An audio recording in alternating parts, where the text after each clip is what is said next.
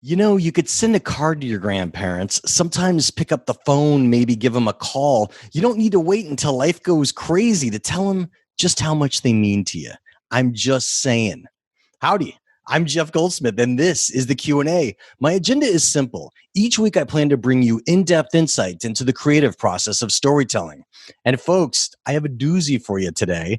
We have today's film is Relic, which has been released. You could see it through your usual places. You could rent it. You could watch it VOD.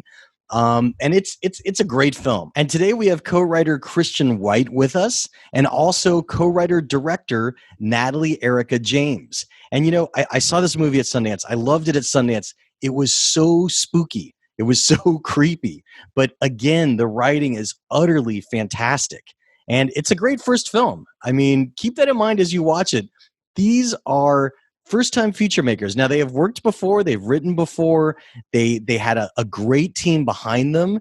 And at the end of the day, a script that really kept evolving, as they're going to tell you, turned into a movie that I think you're really going to appreciate. So I know you'll dig this episode.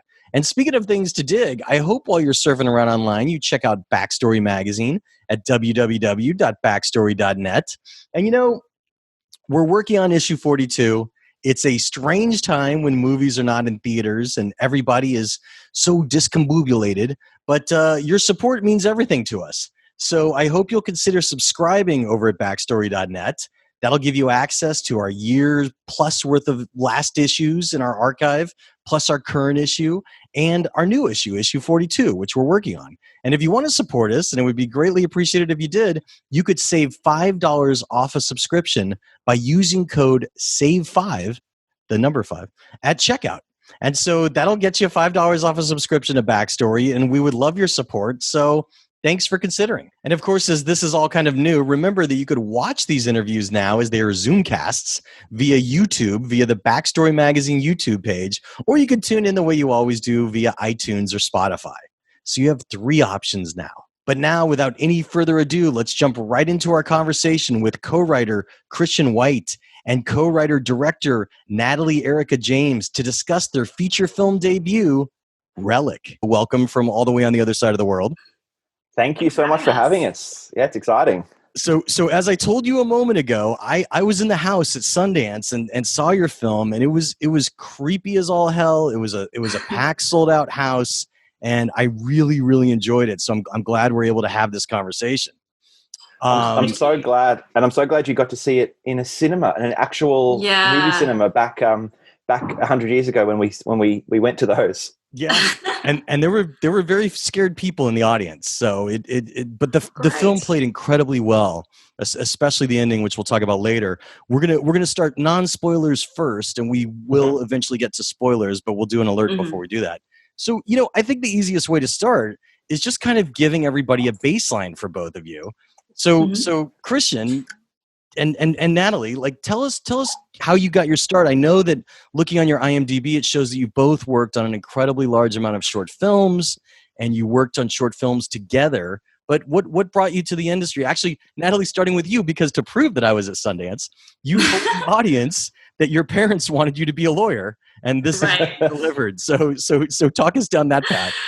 Yeah, hilariously, you know, when you apply for colleges, you put your courses down, and I applied for film school, like my dream film school in Melbourne, and then every single degree under that was just law. So in my head, my thinking was, if I'm not good enough for this film school, then I probably shouldn't be a filmmaker, which is a bit fatalistic now looking back, but at the time, you know, like it made a lot of sense to me, so thank God I got in. I think I've wanted to be a filmmaker really since I was 13, but I didn't really consider it until really late high school, and I had this fantastic art teacher who really encouraged me to apply to film schools, and I was using film as a medium in my art, and I made some god-awful pretentious films back then, but they were enough to get me into film school, which was great. Was there a film that made you want to be a filmmaker? Yeah, there were 3. I mean, you know, you have all your childhood love, you know, the films that you love as a kid, of course, but the films that really made me think about craft were Trainspotting, Danny Boyle, Mulholland Drive, David Lynch, and 2001, which is a big one. But yeah. Wait, I've just got to ask, are you saying that you saw all those by the time you were 13?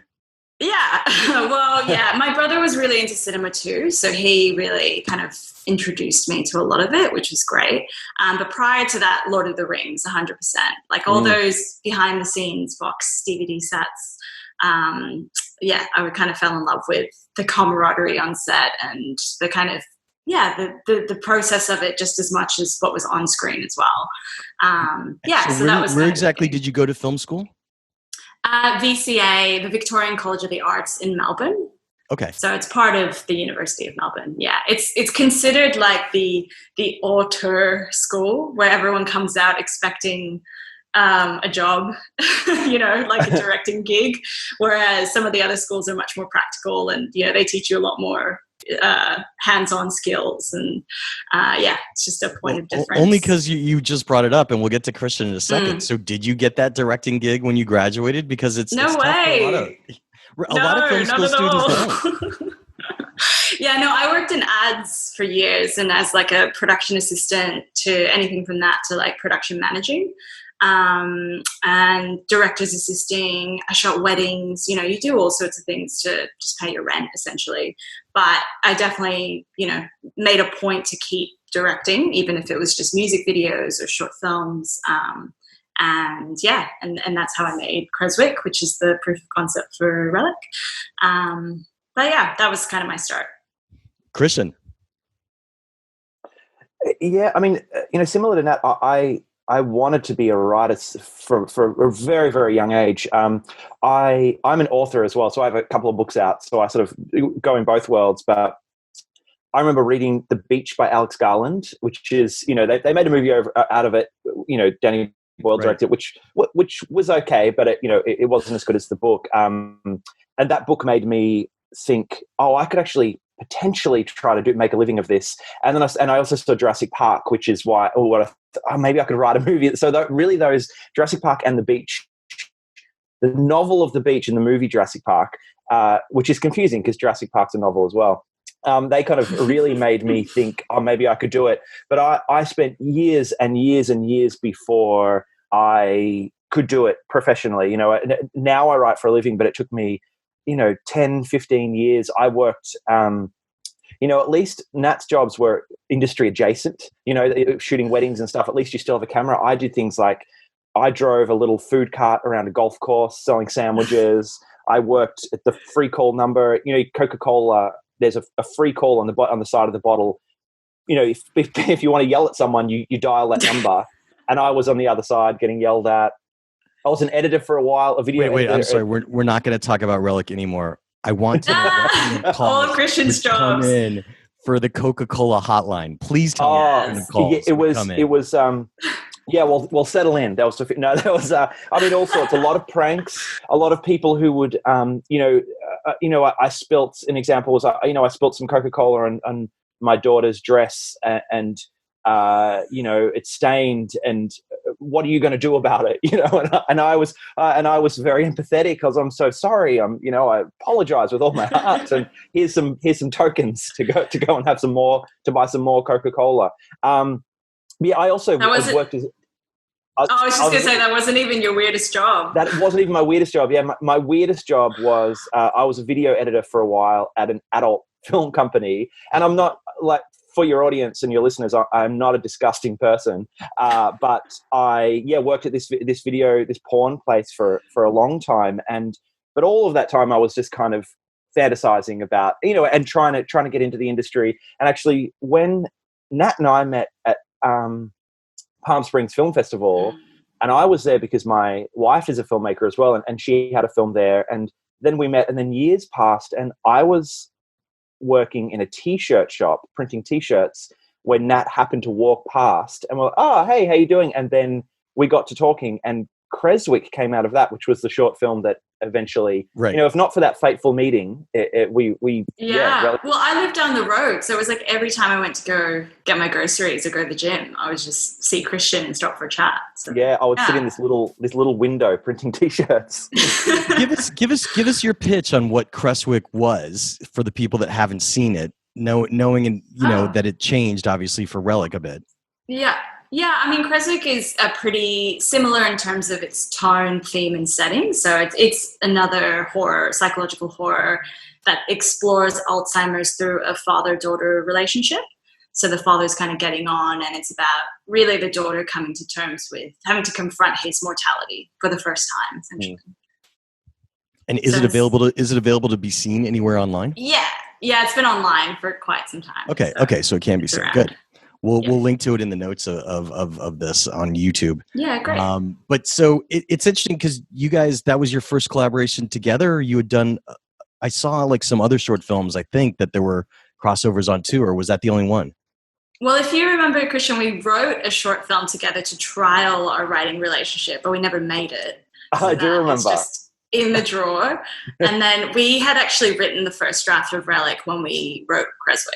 So interesting. Yeah, that was pretty conscious. I think instead of trying to cram a feature idea into 10 minutes, we thought, let's just come up with something a bit more succinct that sums up the story. So you had already written Relic and you tried to do a proof of concept essentially with Creswick.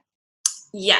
Okay. I mean, the first draft is always a bit of a vomit draft anyway, but it's good to have a sense of, the broader story and then trying to, I don't know, contain it or capture the essence of it or something. Well, I guess let's get into that because since Relic came first, I mean, it's a movie. I'm going to give the non-spoiler version about an intergenerational group of women, a grandmother, a mother, a daughter, that are coming together in the mother's childhood home.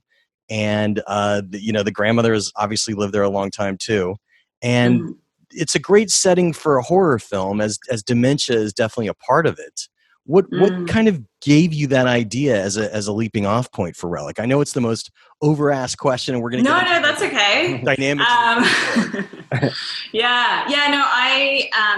It definitely came from a personal place. My grandmother had Alzheimer's, and I started writing it on a trip that I took to Japan to go see her, and it was the first time she couldn't remember who I was, and so had a lot of feelings of guilt about not going to see her more often, of course. And for me, like, she also lived in this really traditional Japanese house that had always really freaked me out as a kid because I'd spend all my summers there. So I think those two things kind of came together as a starting point. And then, Christian and I developed it from there. My grandmother as well, she's still alive, actually. She just turned 100 last week, which is crazy. She got a letter from the Queen and all this crazy stuff. But she has had dementia for the last close to a decade. So I was going through a really similar thing, and it's been interesting for me. And I don't know if you feel like this too, Nat. I wasn't sort of prepared for this, but I think we drew so much on personal experience, and it was sort of an emotional thing to kind of use all that stuff as story. But I found when I was watching it, I don't know, I feel like I've processed a lot of that through the writing process. I feel like watching it was quite I don't want to say cathartic, but it was almost like, these it's difficult to put into words, but it was almost as though these things don't bother me as much as they did before I kind of sat down and really processed it and really thought about it. I think because we're both going through it, when Nat came to me with the idea, I think I just connected to it so quickly and powerfully. And I think a lot of people do. So many people, even since the film's come out, have reached out to me and said, just people in my life, and said, "Oh, it reminds me of my grandmother." And my mum has been really affected by it. She's watched it 3 times. She keeps calling me and saying, "But what does this mean?" And and I think that subject matter. Yeah, as soon as Nat had this idea to kind of use that as the horror element, I was in 100%. Well, I want to hear about your writing habit and how you guys collaborated for a second. First off, the most basic. When you decided to co-write, were you writing together in the same room, or were you meeting and then going off and writing separately? So the way we do it is now we get into a room together for a few days, and we put it all up on the wall, and we just have lots of discussions about it, and then we just kind of divvy up.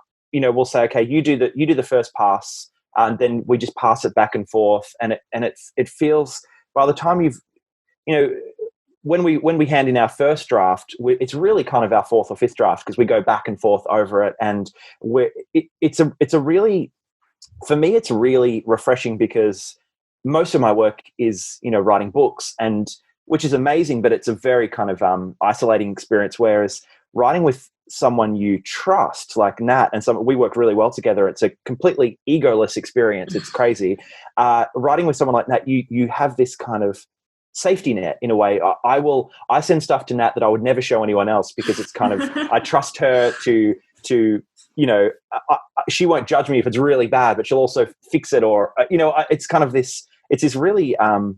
It's really worked very easily for us. I'm not sure, it could have gone the other way. I never really thought about it, but we could have killed each other. It's definitely the type of process that means you have a lot of momentum because it doesn't have to be perfect when you send it to the other person, as Christian said. So yeah, in a way, you're right. It is a safety net because you kind of go, I know I'm like ballpark here. This is what I want to do. I know it's not right. Help me. So really with this, when you guys sit down to do that and you're trading back and forth drafts, because I've asked this to a lot of co-writers, how do you track which is the Omega draft, you know, like the master file? Because when you're sending it back and forth, it could get confusing.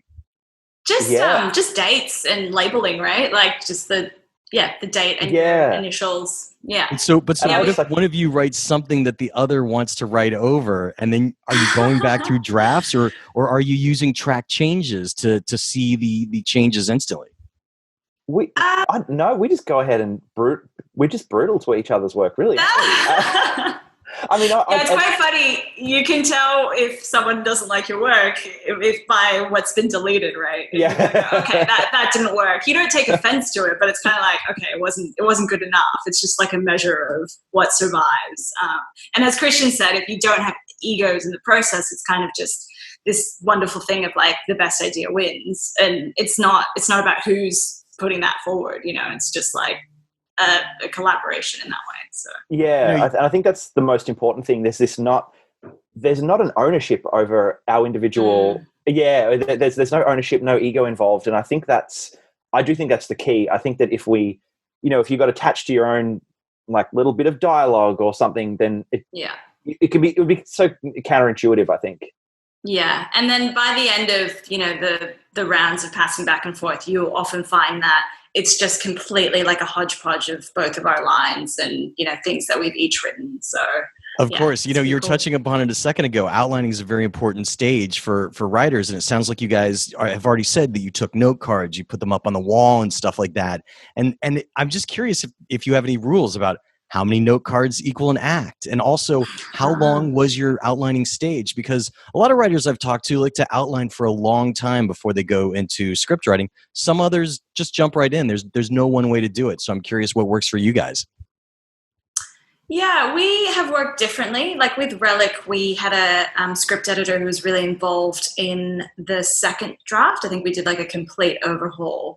And she had us break it down into 8 chapters. And we actually spent a lot of time on that because we, week by week, we would write just one chapter, and even started with prose, I think, and then adapted that into script form. So yeah, it was just the way that she, wanted us to approach it, and we were kind of on board with it.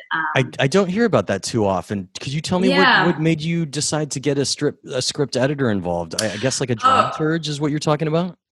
It's quite a common role in Australia. So I guess because there's not as many development execs as there are, that kind of culture in the States. In Australia, when you go for government funding, you actually get a budget for a script editor, and they encourage you to have someone who's external, but almost like a creative consultant. And they work with you throughout the script. So they give you, they read your previous draft, you talk through the obstacles, and I guess they give you strategies to create the next draft. And at the end of it, they write a report for the funding body as well. So they have a sense of how it's tracking. I'm scared to even ask, but what happens if you get with a consultant that you don't like, which could happen, in which they're trying to shape your film into something that you didn't intend? Clearly that didn't happen here. No, our script editor is phenomenal. She, came highly recommended, and we got really lucky. Having said that, I have worked with some terrible script editors on a shorter project.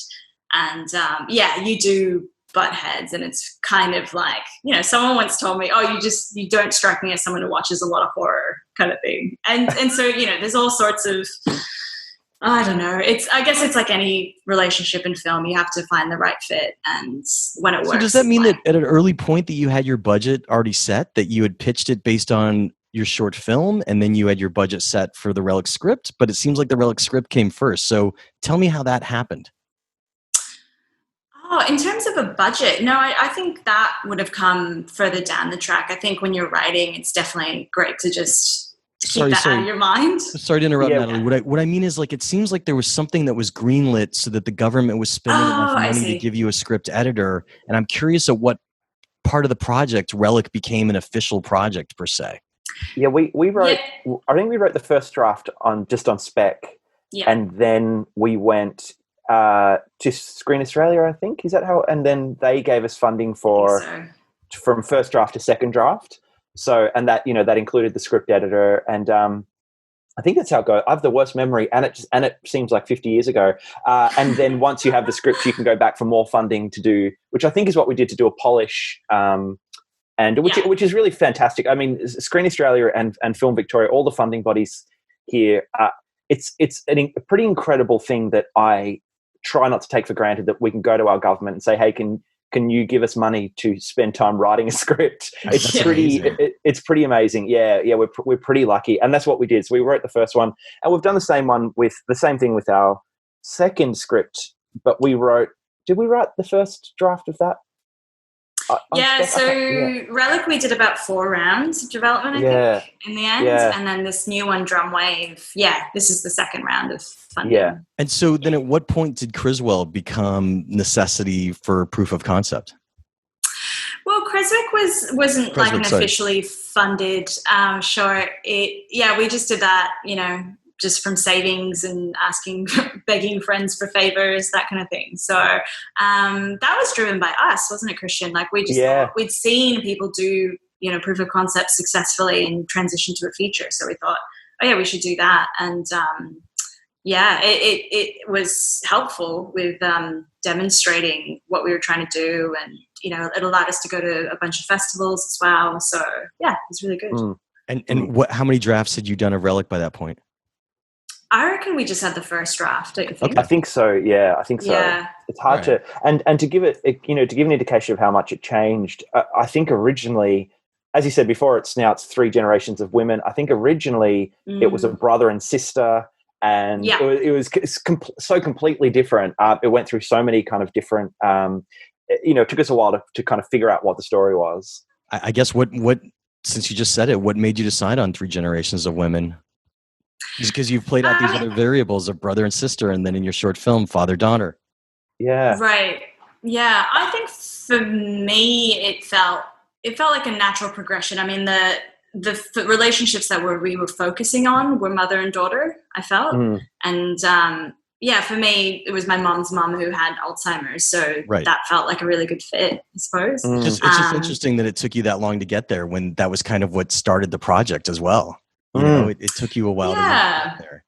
Yeah, interestingly, I don't know if you agree, Christian, but it felt like we were originally writing from the granddaughter Sam's perspective, probably because it was just closer to our experience.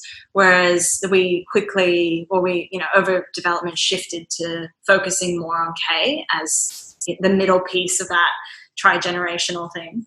It kind of happened over time. But when you sit down to write for each of you, do you give yourself a page count that you want to hit each day, or a certain amount of hours that you want to write for? I usually do page count. If I'm working on a script, I usually do page count, and usually it kind of depends. Usually it's probably about 10 pages a day. But if I feel like going longer, I will. Or if I'm quite a lazy person, so if I get to about kind of 1 or 2 p.m. and I'm just I'm ever since I've sort of done it full time, I've got really good at figuring out when my brain just sort of switches off, you know. And so I'll identify now. I'll write something on the page and go, oh, okay, I'm done for the day because I'm rubbish now. But generally, I reach that word count. It's funny though, with because I'm working on a TV show as well for Netflix, and that has been, the turnaround on those scripts have been incredibly fast. So I had to throw my 10-page thing went up to 15 pages a day and all that sort of stuff. Yeah, that's usually kind of how I work. And I learned this incredible thing from my my father-in-law, who sadly passed away now.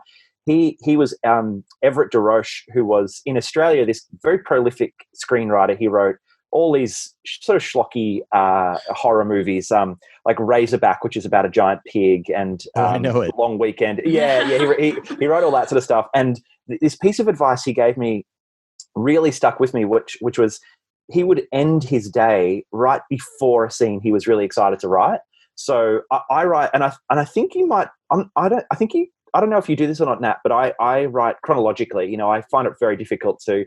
I can't write the end until I've made it to the end in the script. That's just how my brain works. So I will always write right up to the point where I'm really excited to keep going, and then I force myself to to shut off for the day, because then the next morning you get up and you're really excited to sink your teeth into it. And yeah, I don't know what your we've never talked about it, Nat. Do you have a pace? Yeah. How do you do it? So my previous kind of approach to screenwriting was just to basically panic, procrastinate all day, and then kind of somehow churn it out at the end. Natalie, I've never heard of any other screenwriter doing that in the history of writing. So it's only you. You're completely alone in this. But more recently, I mean, Christian is so fast. Like, I have the most respect for just his ability to. His craft is incredible, let me just say.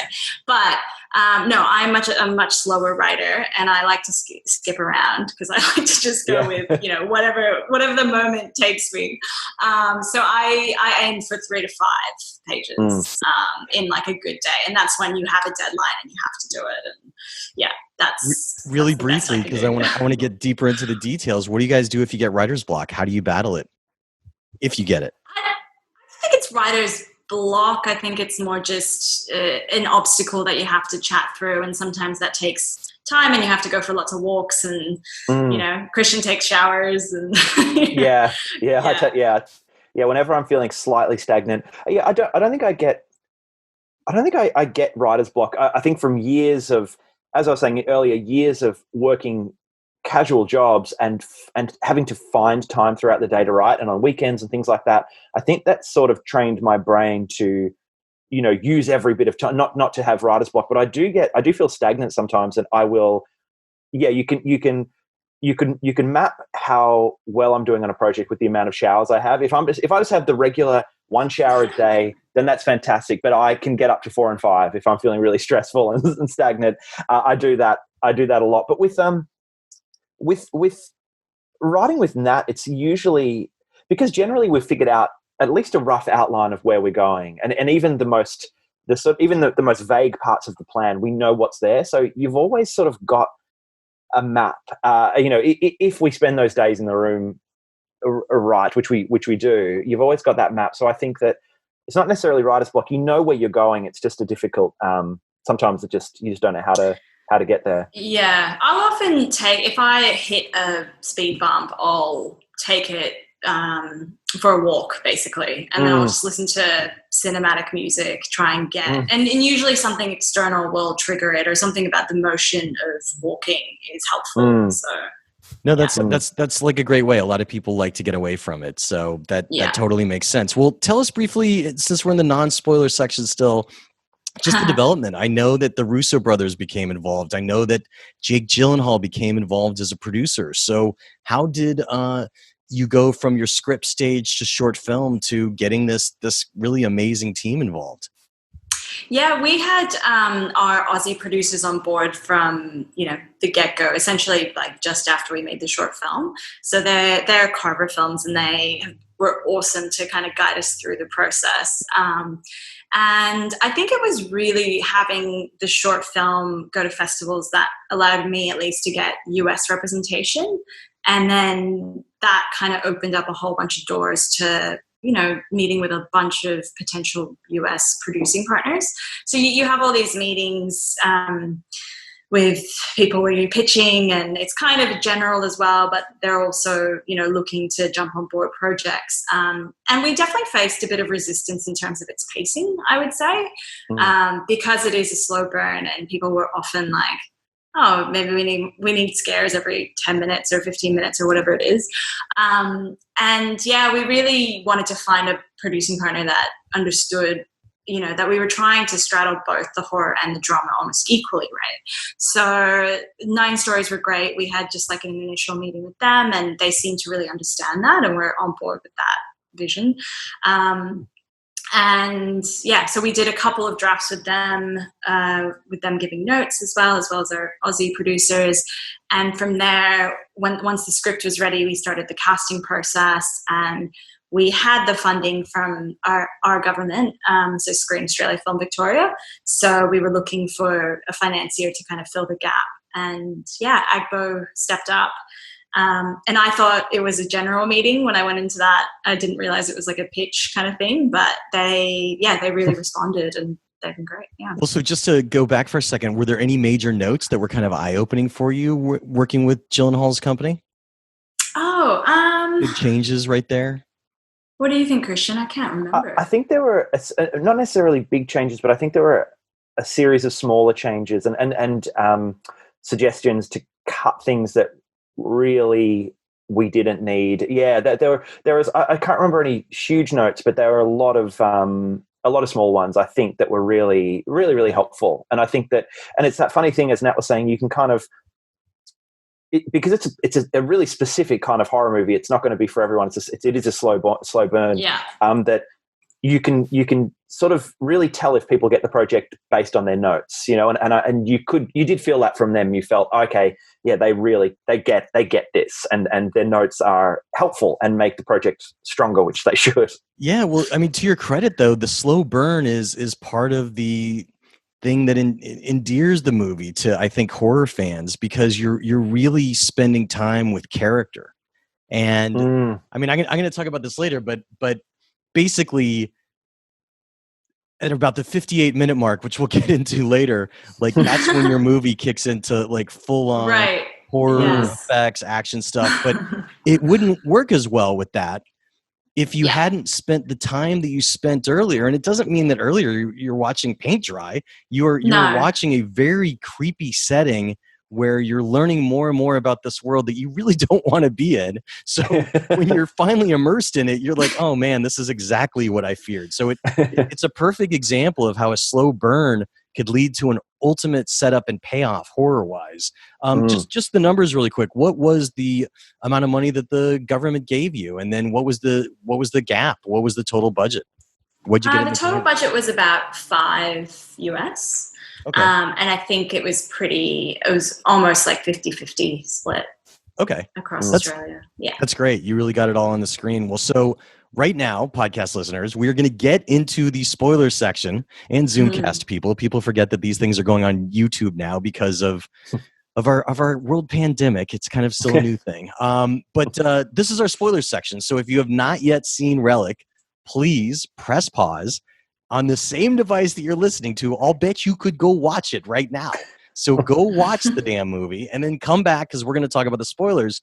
You're talking about, first and foremost, now that we're in the spoiler section, you're talking about dementia. And you did what a lot of classic horror films have done, which is very tricky, in which you have an unseen antagonist, in which technically dementia itself is the antagonist. So you're getting into the same kind of boundaries as things like The Exorcist and other movies like that, in which we know that there's a danger, but we can't exactly always see it personified. So that's my first question, is what were the challenges of dealing with literally a medical condition, a mental condition, as your antagonist, and then visually personifying it, which I thought you did excellently. Lots of challenges. Yeah.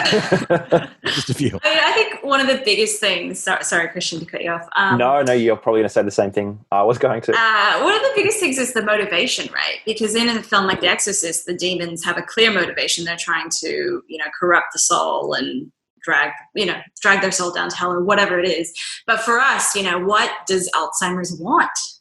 And we kind of came up with this thing about it just being very elemental and something that just wants to destroy and deteriorate and decay everything. So that was our kind of through line for writing the other. Was that what you were going to say? That's perfect. I was going to say basically. Yeah, I was going to say the exact same thing, but I wouldn't have been as articulate saying it. So that we spent so much time trying to figure out, the antagonist. What does the monster want, and also trying to keep certain scene. There's now we're officially in spoilers. There's a scene where when Sam's getting trapped in the labyrinth, it's really scary because she's trapped in there. But we wanted it also the audience to worry that whatever presence is haunting the house is in there with her, and we know that it's not because it's sort of in Edna. But so there's a lot of time spent just making sure we kept the tension and the fear without kind of unstitching what we'd sort of set up, if that makes sense. It's challenging to keep that suspension of if it's something supernatural or just the Alzheimer's as well. That was one of the big writing challenges, I would say. I guess that restraint is very true to like Gothic horror in a lot of ways as well. In the same notion, you have the character of the great grandfather who at first we think is maybe going to be an antagonist or the haunt, but it's not. And so it's like when it comes to the visualization of dementia, you had two elements. You first had the introduction of the shadow. And the most interesting version of that was literally the shadow under Edna's bed when Kay is looking under the bed that was kind of breathing in sync with her.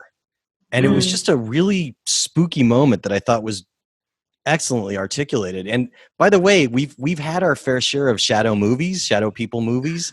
You guys could have blown it, but you didn't, because it was actually your restraint. Again, the slow burn restraint that kept it interesting. So kudos on that. The second way that it materialized was through the bruises that we see Edna getting throughout the movie. And I'm just curious about arriving at those two ideas, the shadow person and the bruising as a personification of it, aside from what happens to the house. So I guess it's worth mentioning that originally the menace, or the other, which we call the Alzheimer's manifestation, was a external kind of being to Edna.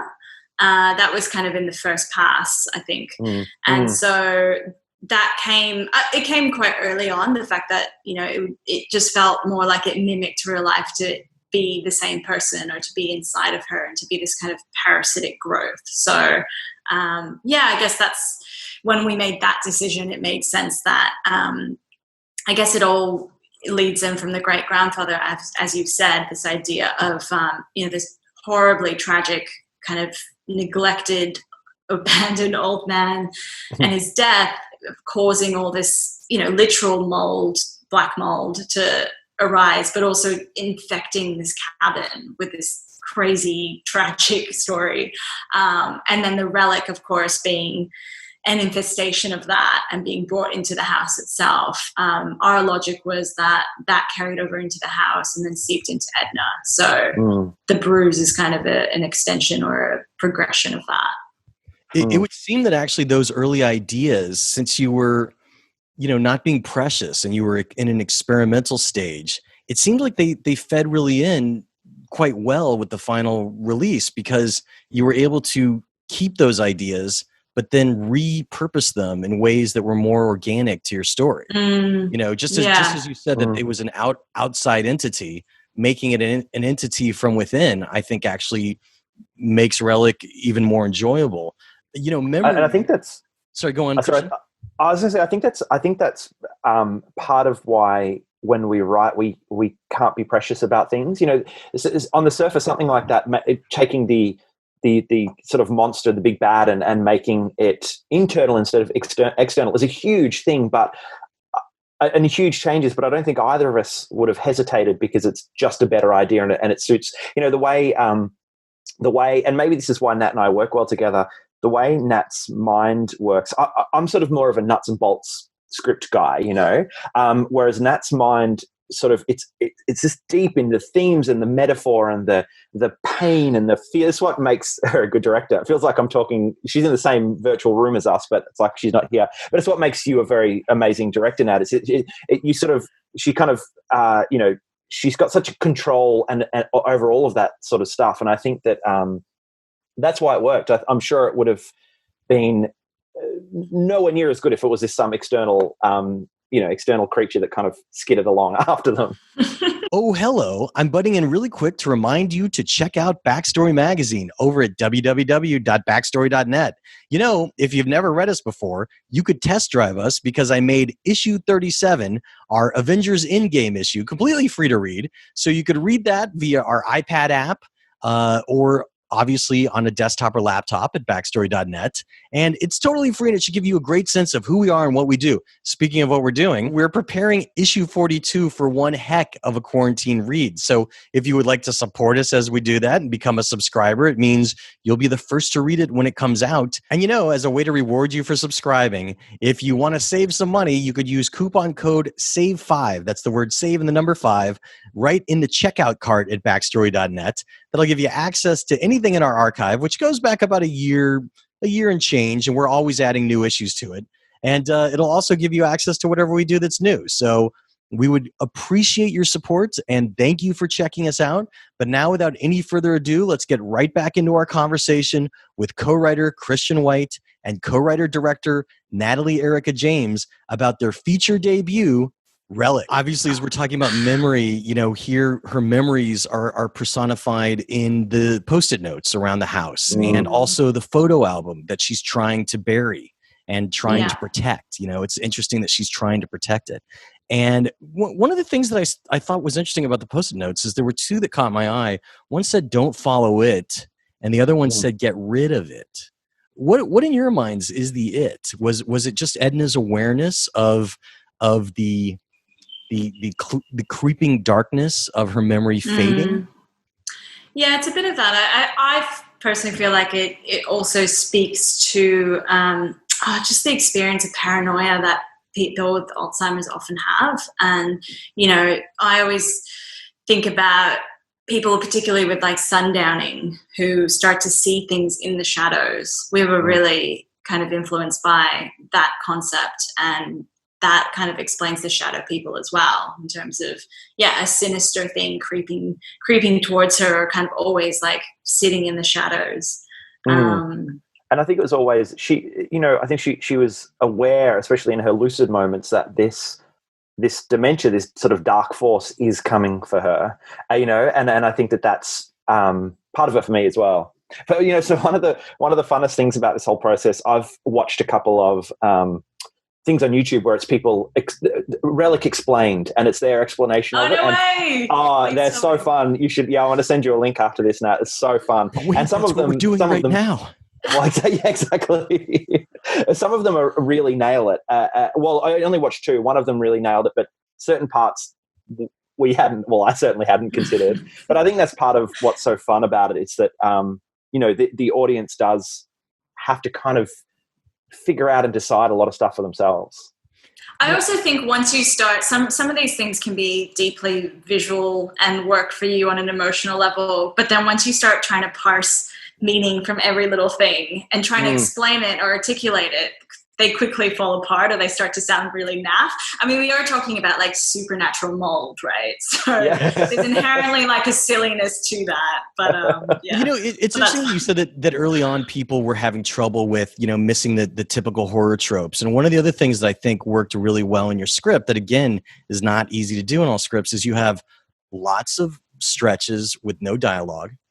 And you have lots of stretches within those stretches where you probably on the page were describing very strange and fantastical things in which the house itself is a character. So I'm curious about what you learned for navigating that, in which people's eyes tend to jump to dialogue on the page. So for people that need to write a lot of description, it requires sort of a lot of white space sometimes to keep the reader engaged. I'm just kind of curious what tricks you guys learned for doing that, for getting as much description in there as you needed to when the house is literally changing. Yeah, it was. It's one of those scripts. You know, when you pick up a script to read, and if it's really dialogue heavy, you feel relieved because you're going to get through it really quickly. Whereas this was quite dense. But how many pages was it? Sorry to interrupt. Oh, good question. It was still decent. I think it was about 90. You know, like I've read A Quiet Place, which is like 60 or 40 pages or whatever it is. Oh wow! But really? it wasn't like that. Like it was definitely pretty. Okay. Yeah. Hefty, yeah. We would write very economically, you know, as visually as possible, and also we'd just put a space between. I don't think there was really any paragraph longer than 3 lines. Really, I think that there's a lot of spaces just to kind of space out and give the reader time to breathe, and that's something I'm really aware of. That white space can really affect the read, you know. I mean, it's so I think that was kind of what we did. We just sort of, and we took out a lot of dialogue as well. There's a lot more dialogue. Yeah. I think a lot of it was just taking out them sort of as much as we could get away with. Your budget was $5 million. What was your schedule, Natalie? So we do 10-hour days in Australia, so it's not as generous, but it was 6 weeks shooting. Oh, so wow. 30 days. That's great. So, you know, this is your first feature film as a director. Did you have a lot of rehearsal time? Was there anything that you did that you would recommend to other first-time feature directors to prepare, or did you just kind of get your feet hot in the fire right away? Yeah, we didn't have a lot of rehearsal time, but I'm not huge on, you know, I'm quite wary of over-rehearsing as well. It was more just having time with the actors to, you know, go through the script, have lots of discussions, get to know them really well, have them kind of start to work together. You know, we did like a page read, you know, script read or whatever. Lots of stunt rehearsals, I would say, which was great for them. But Emily's flight was delayed, I think, in the week leading up to production. So I had only like 2 days with her before we kind of jumped into shooting. So yeah, it was pretty full on. I feel like there's just never enough you know, and inevitably things go wrong. There's all sorts of production issues that arise, like locations falling through and all that kind of thing. What else did I do to prepare? I'm not sure. Okay. How storyboarded were you? We storyboarded all of the anything that was quite technical, like all the prosthetics, all the stunts, that kind of thing. I draw my own, you know, shitty drawings that no one ever sees, just for myself. And then, yeah, my DOP Charlie Saraf and I would kind of shot list. We use Shot Designer, and I guess the aim is to have a plan and then be able to throw it away when it comes to it. And often, you know, when you run out of time, you just start combining shots, and then the shots end up turning out better. So, you have to be adaptable, I suppose. Well, and I would assume most of the house stuff was practical with some digital enhancements. Is that right? Mm-hmm. Yeah, exactly. We built the set, the Labyrinth set, which originally was so much bigger, I have to just say. And it was like 40% over budget. And so we had to take a red pen to so many elements. It was heartbreaking. Tell us one. Tell us something that you couldn't afford to do that you thought would have been really cool. Some of the spaces were just meant to be a little bit bigger so you could have more drop off of light, because that's the issue, you know, because Sam, the character, is holding an iPhone to light it up. We had some like ambient light as well, but to really get that drop off effect and have shadows in your frame where, you know, obviously the sense that something's creeping, it's you just need a wider space for it. So that was kind of disappointing, but I think in the end we just had to be a bit creative with the coverage, and it still worked out, and we wanted it to feel repetitive anyway, so I think it was fun. Well, and you also got a much condensed space, obviously, by cutting the budget, and the claustrophobia aspect works great too. And, you know, it's really a beautiful third act. But again, 58 minutes in, that's when Sam realizes that there might be another part to this closet. What made you guys decide? Like, I would assume that is your beginning of your third act, right? Would you agree on that as a breaking point for an act? Yeah. And so what would you say your other 2 acts broke at? Just going back for a second. What's the end of Act 1 and the end of good question. Edna comes back? Yeah, I think Edna comes back Act 1. Okay. Act 1. Yeah, and then Act 2 ends with Sam going into the labyrinth, I think. I'm trying to remember the midpoint, but I can't. It's too long ago. I can't either, actually. It's just great. Maybe midpoint is the Edna turning on Sam. Oh, okay. Oh, yeah, of course. Yeah. Yeah. You stole my wedding ring, that whole thing? Yeah. Right. Yeah. That makes sense. Well, let's talk about the ending for a second. Tell us when you came up with this ending that is just so utterly perfect. And by the ending, I mean the final. I actually have a very I have a very clear memory. So that was completely Nat. I have a very clear memory of, I think you. Oh, it's not so clear because I can't remember if it was over the phone or in person. But I remember Nat just saying, "What about this?" And essentially, it was exactly that ending. It was like, what if they take Edna to bed, peel off her skin, and they all lay down, and the three of them laying down was reference to a painting. I think you will probably remember that, this beautiful painting you showed me, and I remember just getting chills and just saying, yeah, let's do that. Let's definitely do that. And then we had a lot crazy, of yeah. I remember that. I don't remember that call. That's hilarious. Yeah. Yeah. No. You definitely. And then sorry to interrupt, Natalie. Do you remember what painting it was? It's called The Three Ages of Woman and Death. It's actually like a visual, like a motif used in quite a few paintings where you have like the archetype of a crone and a maiden, and then death is with them, and they're kind of in this, almost like a dance. Death is holding a sand, what is it called? Oh my gosh. Hourglass. Yeah. So it's all about, the inevitability of death, essentially, and the stages of being a woman. But yeah. Yeah, and I remember when that idea was sort of pitched, I thought that's the perfect ending, and it surprised me that we hadn't been working to that ending the entire time. And I mean, we went back and we did work to that ending, but yeah, I think that was such a huge thing to me, because I think that really elevates it. It really makes it something special, and it's sort of so bleak, but it's a very beautiful ending, I think. And then we went back. Sorry, go ahead. No, you go ahead. I was just going to say, like, even in the first draft, if you remember, it always ended with the family on the bed. And even though the menace was external, there was no skin peeling. But Sam's character had gone through hell with this labyrinth, and the brother had died in there. And basically the big reveal had been that the grandmother was already dead in the labyrinth. And that was like, the heartbreak happened there. And then she kind of crawled out, remember? And she was like covered in her muck and like her brother's blood and everything. And then she just crawled into bed with her parents who were still asleep. And that was That's right.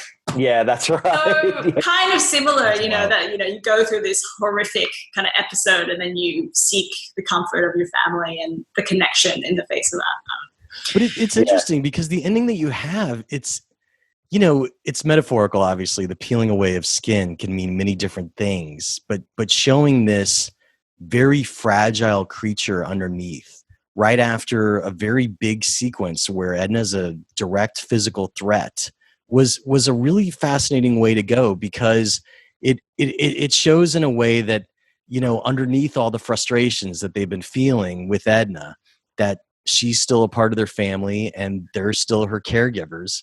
And that's the right role to assume, which makes that final image so striking. But on the violence for a moment, it is also fascinating to see her as this physical threat that they are literally taking a steel pipe to and beating off in the previous scenes. And I'm just curious, how you decided to go that far with it, because it's fascinating, because when they do beat her down, again, for anyone that's ever dealt with dementia, it's like, of course you could win an argument, but it doesn't win the battle, So I mean, it's a really delicate moment when Kay is ready to leave the house and she sees that one last note and she decides to stay.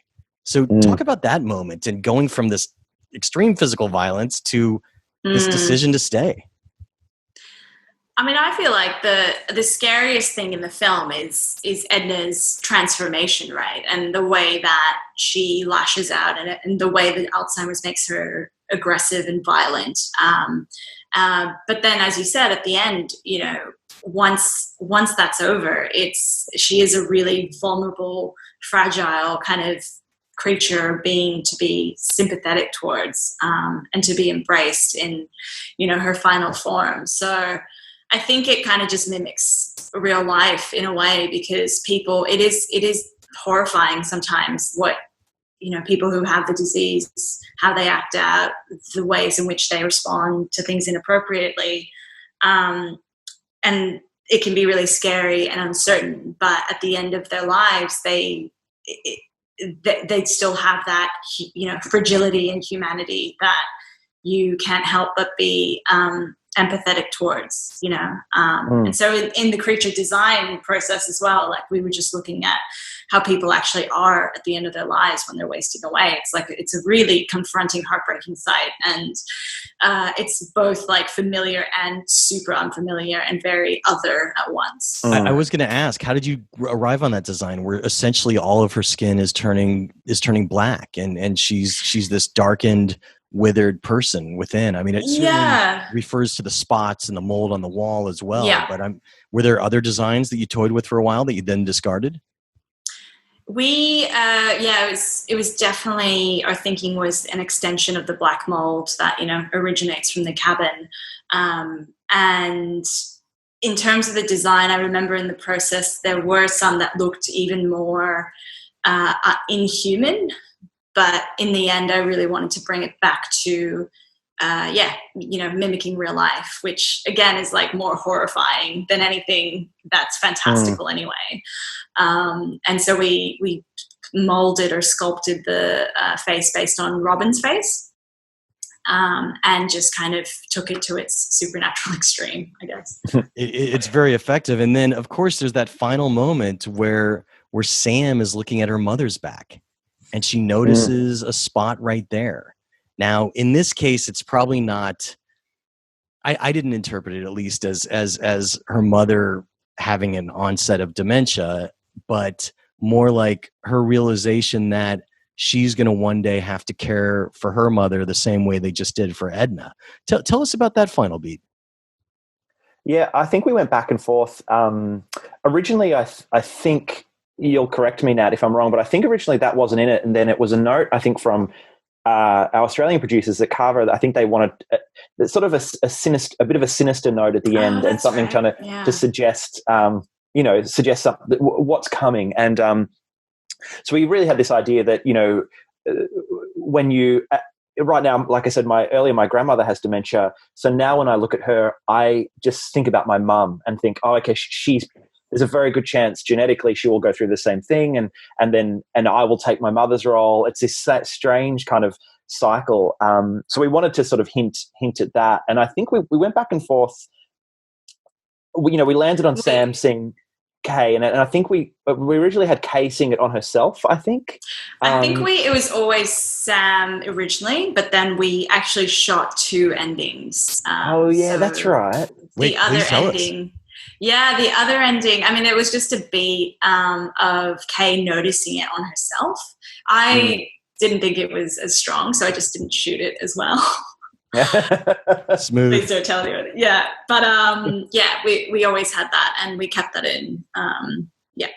The other thing that's always interesting is the icon on the door, the stained glass.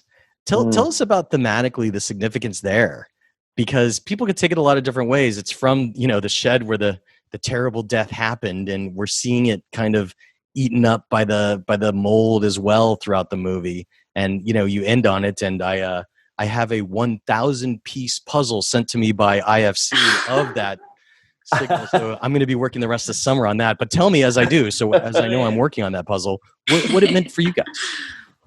I think in the world of in the horror logic of the world, it was, this old man died in this cabin, and he was left alone. His body was just left to putrefy and kind of seep into the walls of this cabin.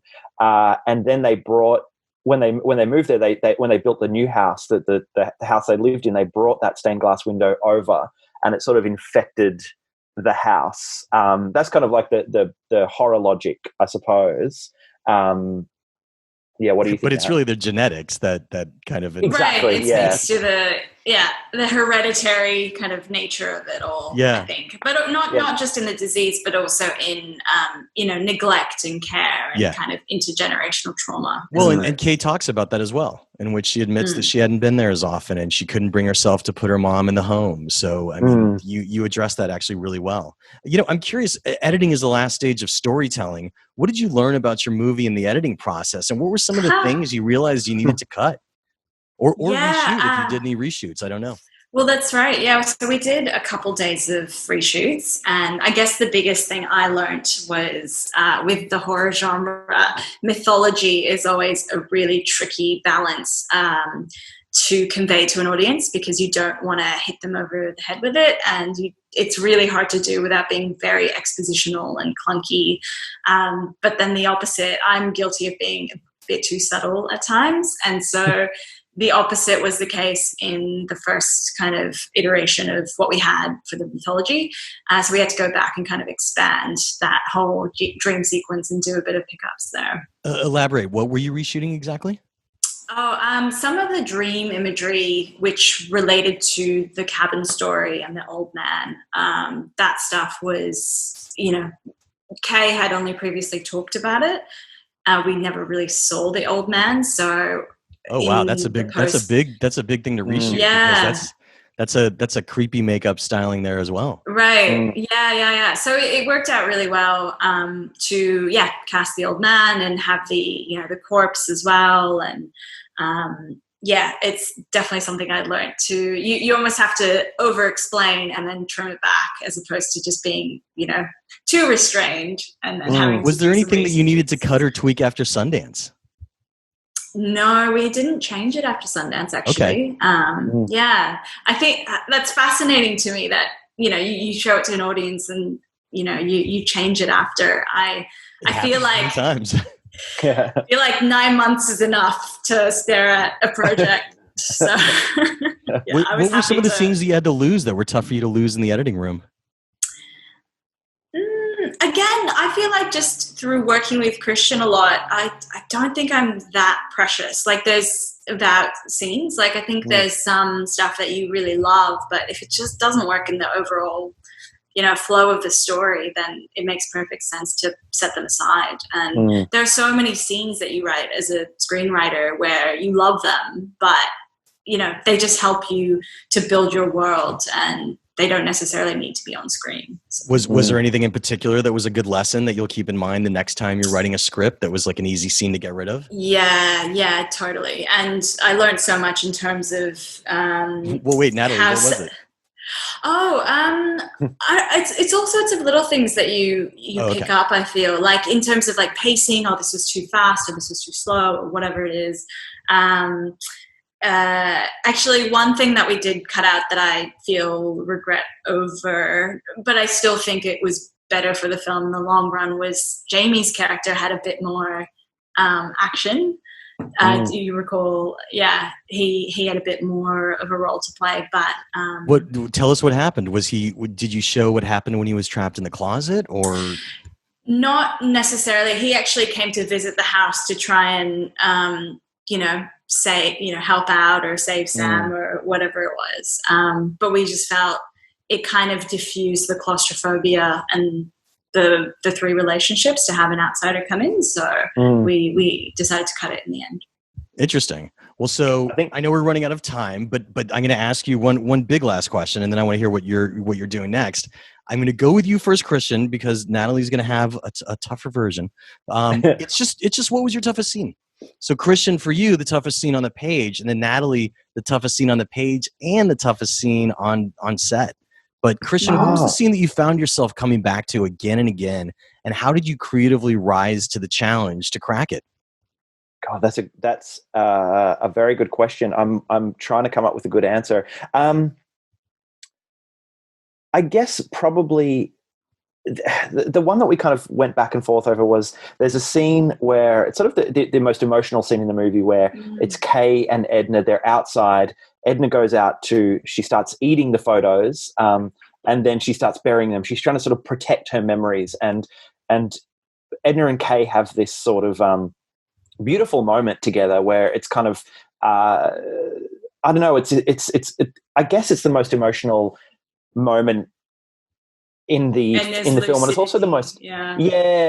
That was sort of her last scene with her mother. So it was this kind of almost a farewell in a way, a farewell to who her mother used to be and who she is now. You know, a big part of with my grandmother, it's sort of I struggle with all of my memories now of when I was a kid and when she was lucid are sort of colored by who she is now. And I think for me that was this big emotional moment for Kay to sort of say goodbye to her mother and put her on the road to acceptance. And I think it was probably the most difficult just because it was kind of close to the bone, I think. But there was we rewrote and rewrote so many scenes that there wasn't really any one specific thing that I can remember. Nat might have a better answer. No, I was going to bring up that scene too, because if you remember, we were rewriting that scene until the day before we shot it. So really? In some ways, yeah. And that was great because it came about through discussions with the actors and just, you know, working through the material with them and thinking, oh yeah, that makes more sense. So yeah, we had rewrites the night before we shot it. So kudos to Robin for, you know, pulling it off without a hitch. That scene was also really difficult to shoot as well, I have to say. Like I think I cried about 4 times behind the monitor just because they both did such a beautiful job in that scene and it really hit home for me. Yeah, some of the labyrinth stuff was really tricky as well. Yeah, what was logistically something difficult for you, Natalie? If that was your most thematic and emotionally tough scene to shoot? Yeah, a lot of the labyrinth stuff was tricky because of time constraints, I have to say, and the set was modular in some parts, so we could, you know, move things and add doors and try and make it look like it was much bigger than it was. So scheduling wise, it's a bit of a logistical nightmare.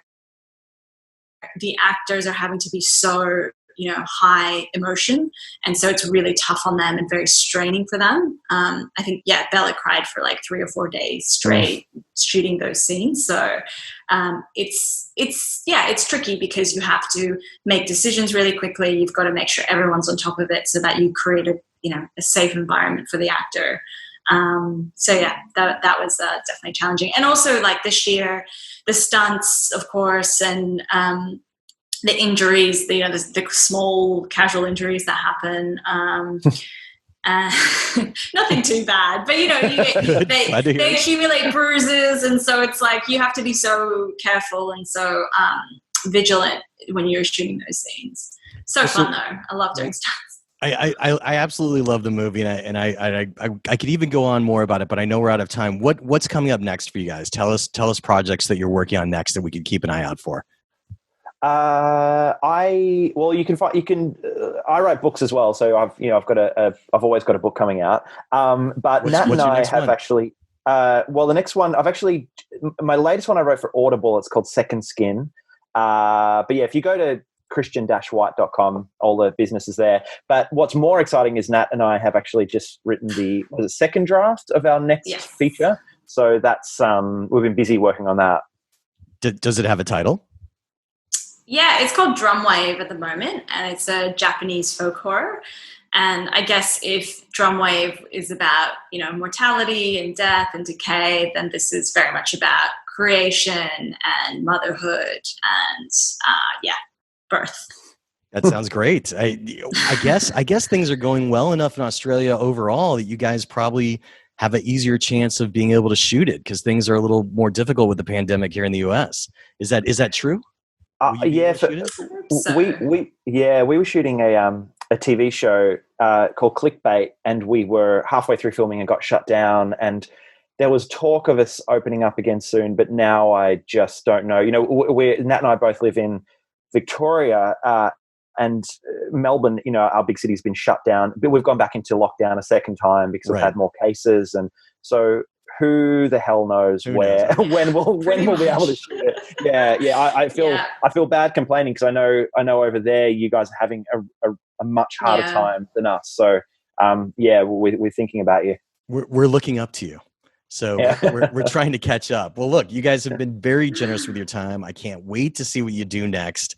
Christian, Natalie, thanks so much for being with us today, and congrats on a great film with Relic. Thank you for Thanks, having us. Jeff. It's been fun. And that's how the Q&A went down. Special thanks again to co-writer Christian White and co-writer-director Natalie Erika James for being so generous with their time in discussing their debut feature film, Relic. And folks, I hope you go see Relic and have a chance to experience this great screenplay come to life, because I know you'll dig it. And while you're surfing around online, I hope you'll also check out Backstory Magazine over at backstory.net. And you could use coupon code SAVE5 to save $5 off a subscription, which will get you a full year of whatever we're doing next, including issue 42, which we're working on right now to be an amazing quarantine read. It'll also give you a chance to dig through our archive as well. You could save $5 off a subscription using coupon code SAVE5 and at checkout. And we would love your support as we're working on issue 42, which is going to be a great quarantine read. Nonetheless, your support means everything, so thanks for considering. The Q&A with Jeff Goldsmith is a copyright of Unlikely Films Incorporated in 2020. All rights reserved. I'm Jeff Goldsmith, the publisher of Backstory Magazine and the host of the Q&A, thanking you for tuning in and telling you to stay out of trouble till next week.